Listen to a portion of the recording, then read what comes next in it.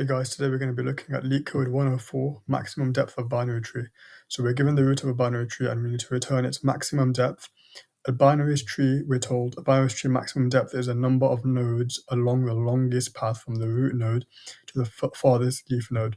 So in this example, we've got the root node being 3 and we've got 2 of the farthest leaf nodes being either 15 or 7. So in this example, the root node is 3. And the maximum we can go is either to 15 or 7, and this would give us, let's just say, for example, if we pick 7, this gives us a maximum depth of 3.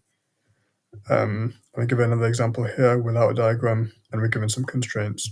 So the way we can approach this is using a method called depth first search, or more specifically, we're going to be doing a recursive depth first search approach.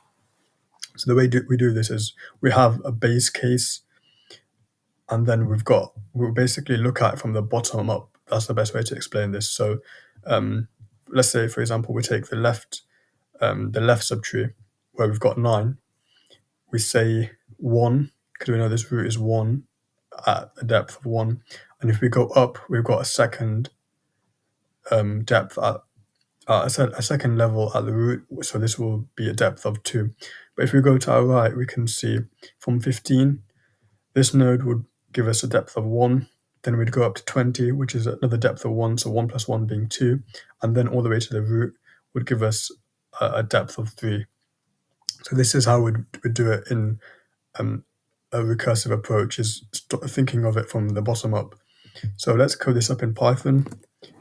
Like I said, we need to have a base case. So we say if not root, well, we will just simply return 0. Otherwise, we need to return 1 plus the max of the DFS of either left to right. So we'll do self dot max depth of left and self dot max depth of right, or I need to correct that, root dot left and root dot right.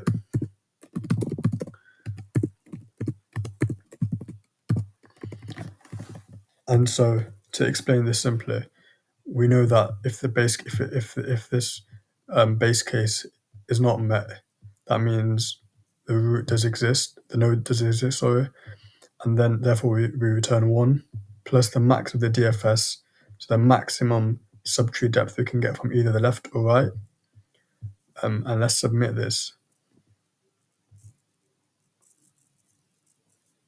And we can see that this recursive approach is extremely optimal.